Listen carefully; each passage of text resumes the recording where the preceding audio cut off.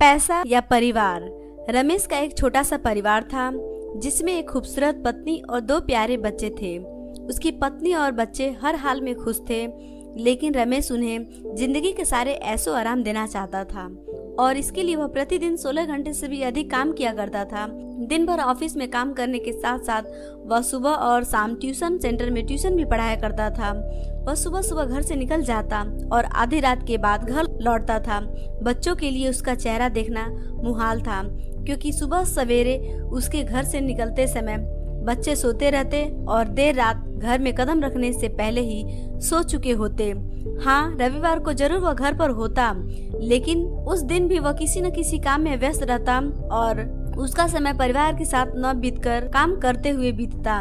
परिवार उसके साथ क्वालिटी टाइम बिताने का बस इंतजार करता रह जाता।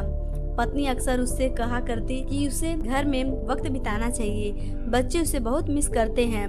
उस वक्त वह यही जवाब देता कि ये सब मैं उनके लिए तो कर रहा हूँ, बढ़ते घरेलू खर्च और स्कूल खर्च के लिए मेरा ज्यादा काम करना जरूरी है। मैं उन्हें एक अच्छी जिंदगी देना चाहता हूँ। रमेश की यह दिनचर्या वर्षों जारी रही। वह यूं ही परिवार को अनदेखा कर कड़ी मेहनत करता रहता। इसका प्रतिफल भी उसे मिला। उसे पदोन्नति प्राप्त हुई, आकर्षक वेतन मिलने लगा। परिवार अब बड़े घर में रहने लगा। खाने पीने और अन्य सुविधाओं की उन्हें कोई कमी न रह गई, लेकिन रमेश का यूं ही काम करना जारी रहा। वह अधिक से अधिक पैसे कमाना चाहता था। पत्नी पूछती कि आप पैसों के पीछे क्यों भाग रहे हैं, हमारे पास जो है हम उससे खुश रह सकते हैं। तो उसका जवाब होता कि मैं तुम्हें और बच्चों को दुनिया जहान की खुशियाँ देना चाहता हूँ, बस कुछ साल और मुझे मेहनत करने दो। पत्नी चुप हो जाती। 2 साल और बीत गए। इन 2 सालों में रमेश बमुश्किल अपने परिवार के साथ समय बिता पाया। बच्चे अपने पिता को देखने, उससे बातें करने तरस गए। इसी बीच एक दिन रमेश की किस्मत खुल गई। उसके दोस्त ने उसे अपने व्यवसाय में हिस्सेदारी की पेशकश की और इस तरह रमेश एक व्यवसायी बन गया। व्यवसाय अच्छा निकला और रमेश को पैसे की कोई कमी नहीं रह गई। उसका परिवार अब शहर के सबसे अमीर परिवारों में से एक था। उनके पास सभी सुख सुविधाएं और विलासिता थी, लेकिन अपने बच्चों से मिलने का समय उसके पास अब भी नहीं था।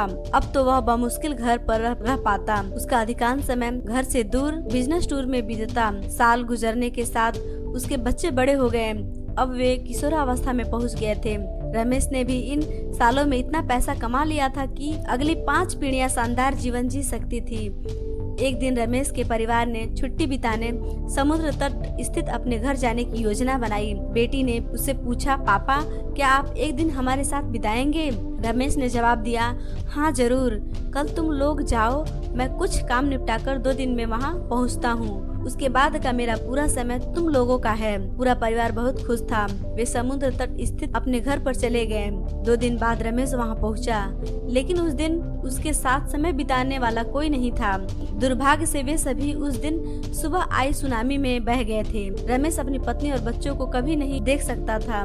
करोड़ों की संपत्ति होने के बाद भी वह उनके साथ का एक पल नहीं खरीद सकता था। वह पछताने लगा। पत्नी के कहे सब उसे याद आने लगे। आप पैसों के पीछे क्यों भाग रहे हैं? हमारे पास जो है हम उससे खुश रह सकते हैं। सीख, पैसा सब कुछ नहीं खरीद सकता, इसलिए पैसों के लिए अपने परिवार को महत्व देना कम मत करें। पैसा खो देने के बाद फिर से कमाया जा सकता है, लेकिन अपनों को खो देने के बाद दोबारा वापस नहीं पाया जा सकता।